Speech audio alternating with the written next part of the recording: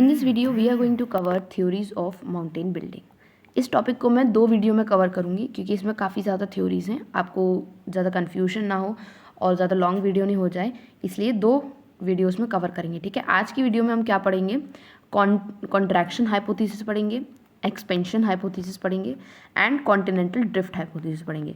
This is similar जो हमने पहले वाले स्टेप में पढ़ा था। ठीक है ना, थोड़ा सा आपको रिवाइंड हो जाएगा। सारे कॉन्टिनेंटल ये जो आपकी माउंटेन बिल्डिंग की थ्योरीज हैं, ये डिफरेंट थ्योरीज दी गई हैं अलग अलग लोगों के पर्सपेक्टिव से, तो आपको वो सारी पढ़नी पड़ेंगी। वैसे तो ये डायरेक्ट क्वेश्चन कभी नहीं आता, बट आपको जानकारी होनी चाहिए कि वो कौन कौन सी थ्योरीज हैं जो माउंटेन बिल्डिंग के लिए रिस्पॉन्सिबल होती हैं। तो पहली थ्योरी आपकी आती है contraction hypothesis. As the name suggest, contraction hypothesis means यहाँ पर कुछ कॉन्ट्रैक्शन हो रहा होगा। ठीक है ना, तो स्टार्ट करते हैं हम। ये जो आइडिया है वो वॉरिसन ने दिया था। ठीक है, that was a geologist named as Warrison, उसने ये आइडिया दिया था।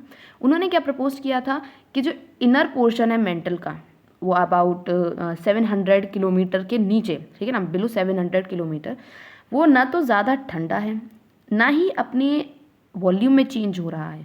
उन्होंने ऑब्जर्व किया, ठीक है ना, जो इनर पोर्शन है मेंटल का, वो ना ही इतना ठंडा हो रहा है और ना ही अपने वॉल्यूम में चेंज हो रहा है, बट जो आउटर मोस्ट लेयर है अबाउट 100 किलोमीटर, वो ऑलरेडी इतनी कूल हो चुकी है और अपने इक्विलिब्रियम पे पहुंच चुकी है, और वो भी इतनी ज़्यादा चेंज नहीं हो रही है वॉल्यूम पे। मतलब ऑल ओवर उन्होंने ये एज्यूम किया या ये पता लगाया कि मेंटल जो है वो बहुत ठंडा हो चुका है और अपने वॉल्यूम में बिल्कुल भी चेंज नहीं हो रहा है। ठीक है ना, ये पता लगाया उन्होंने। फिर कूलिंग क्यों चेंज नहीं हो रहा, क्यों ज़रूरी है कि चेंज होना? क्योंकि देखिए, जब भी कोई चीज़ ठंडी होती है ना, तो वहाँ पे कॉन्ट्रैक्शन की रिक्वायरमेंट होती है। जब भी कोई चीज़ आपकी ठंडी होगी, उसका वॉल्यूम जो होगा हमेशा ही कम होगा। बट मेंटल के केस में ऐसा नहीं देखने को मिल रहा था, क्योंकि मेंटल जो है वो ठंडा हो रहा था लगातार, और बट उसका वॉल्यूम जो था वो चेंज नहीं हो रहा था। That was a constant one. Thus, cooling in the contraction was confined to the layer at the depth between 100 kilometre and 700 kilometre.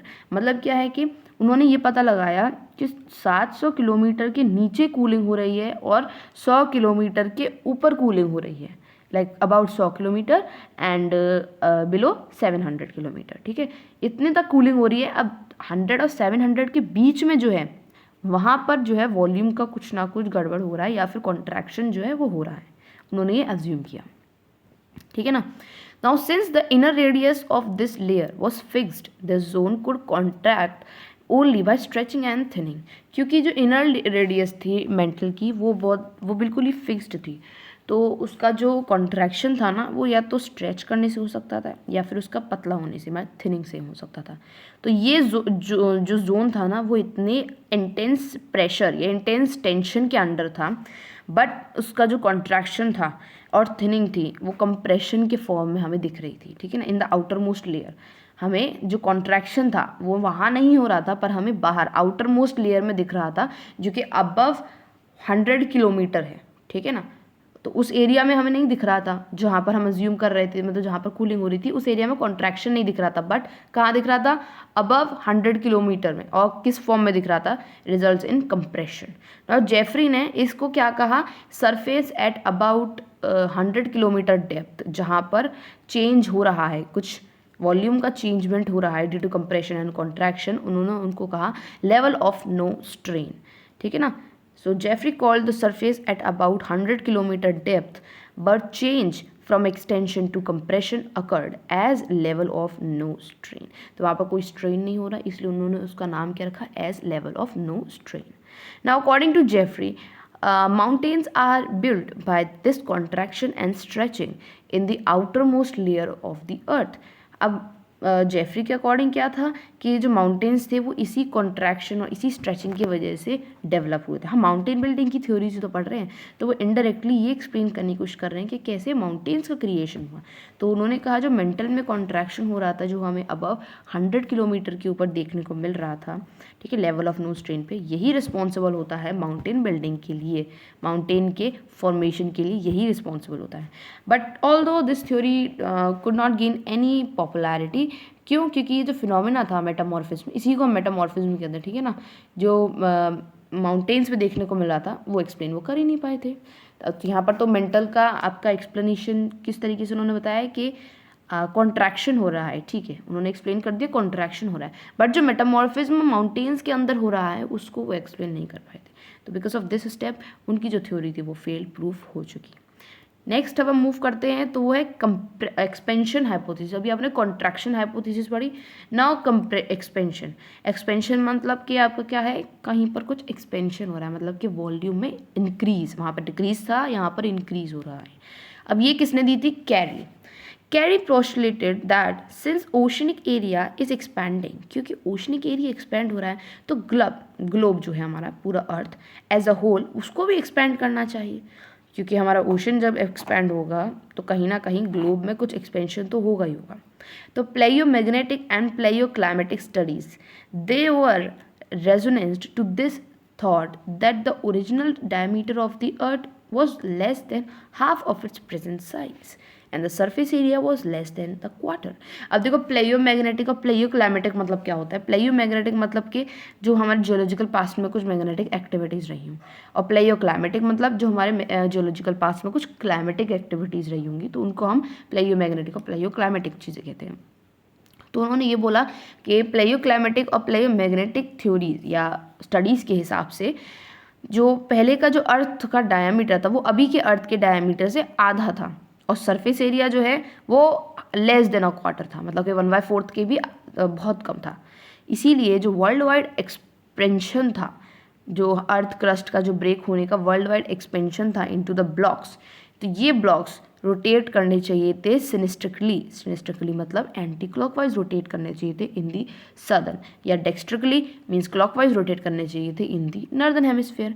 क्यों, क्योंकि उनको शेयरिंग फोर्स लग रहा है, मतलब एक्सपेंशन हो रहा है, इस वजह से उनको फोर्स लगना चाहिए था, और यही फोर्स जो है माउंटेन बिल्डिंग के लिए रिस्पॉन्सिबल होना चाहिए, ऐसा ना अकॉर्डिंग टू जॉली।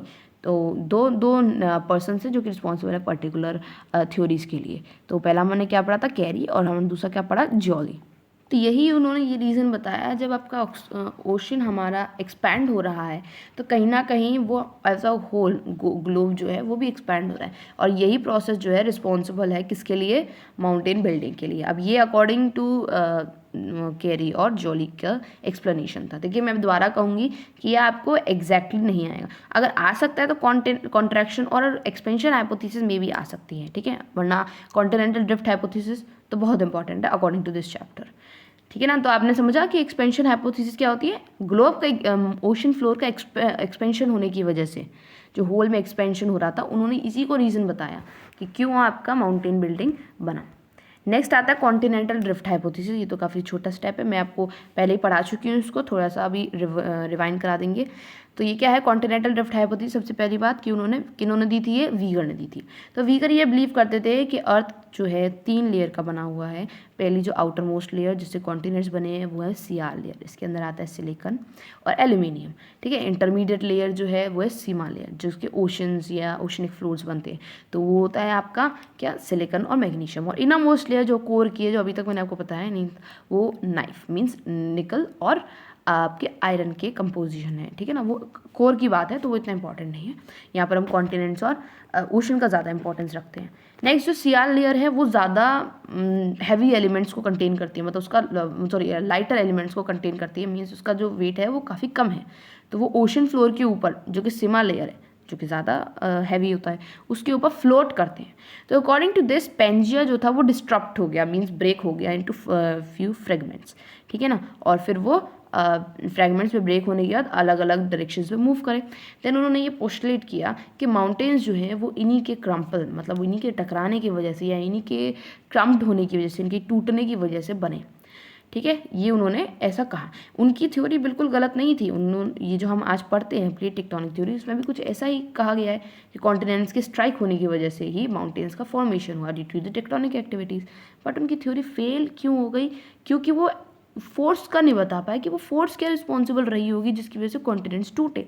उन्होंने कहा था कि सन और अर्थ के अट्रैक्शन की वजह से हुआ होगा ऐसा, बट ऐसा नहीं था, क्योंकि सन और मून का ग्रेविटेशन अट्रैक्शन इतना ज़्यादा स्ट्रांग नहीं होता, वो सिर्फ टाइड्स ही क्रिएट कर सकता है, वो कॉन्टिनेंट्स को तोड़ नहीं सकता। तो ये रीज़न की वजह से उनका थ्योरी जो थी वो फेल होगी। तो आज आपने 3 थ्योरीज पढ़ी, मैं आपको एक समराइज़ करके बताती हूँ। सबसे पहले तो कॉन्ट्रैक्शन हाइपोथेसिस में क्या था आपका, कि जो हमारा मेंटल है वो ठंडा हो रहा था below the 700 kilometre and above 100 kilometre, but उसका वॉल्यूम में कोई चेंज नहीं हो रहा था। तो कॉन्ट्रैक्शन हाइपोथेसिस के अकॉर्डिंग ये है कि जैसे ही ये जो कॉन्ट्रैक्शन हो रहा था कहीं ना कहीं तो हो रहा था, और वही कॉन्ट्रैक्शन रिस्पॉन्सिबल था माउंटेन बिल्डिंग के लिए। ठीक है, सिंपल सी भाषा में अगर मैं कहूँ। नाउ अगर एक्सपेंशन हाइपोथेसिस को कहें अगर हम, तो ओशन एक्सपैंड हो रहा था, तो as a globe as a whole वो भी एक्सपैंड हो रहा था। तो प्लेयो मैग्नेटिक और प्लेयो क्लाइमेटिक स्टडीज़ के हिसाब से यही जो आपका ओशनिक फ्लोर है, ये इसका एक्सपेंशन ही माउंटेन्स बिल्डिंग का क्रिएशन का कारण बना। नेक्स्ट कॉन्टिनेंटल ड्रिफ्ट थ्योरी, वह हमने आपको बता ही दिया है कि वो क्यों फेल हो गई और फिर वो क्यों आपकी इतनी इम्पॉर्टेंट भी है। ठीक है, तो आज की वीडियो के लिए हम इतना ही कवर करेंगे। नेक्स्ट वीडियो में हम बाकी की कॉन्टिनेंटल ड्रिफ्ट थ्योरीज को पढ़ेंगे। So this is all for today's video. Thank you for watching this video.